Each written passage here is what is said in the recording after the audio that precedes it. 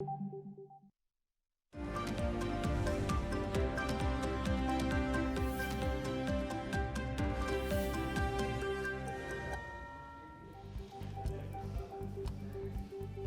भर में एक साथ आम इंतखाबात कराने से मुताल्लिक केस की समाअत आज चीफ जस्टिस उमर अता बंदयाल की सरबराही में 3 रुकनी बेंच समाअत करेगा। जस्टिस एजाजुल एहसन और जस्टिस मुनीम अख्तर बेंच में शामिल। अटॉर्नी जनरल समेत दीगर फरीकैन को नोटिस जारी।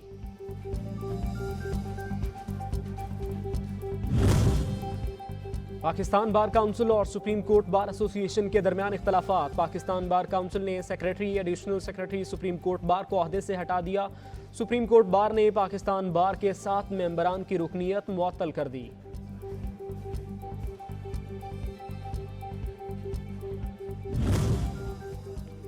भारत में मौजूद वज़ीर ख़ारजा बिलावल भुट्टो ज़रदारी आज गोवा में होने वाली शंघाई ताउन तंजीम के वज़ीर ख़ारजा इजलास में शिरकत करेंगे। SCO इजलास के मौके पर दीगर ममालिक के नुमाइंदों से मुलाकातें भी शेड्यूल।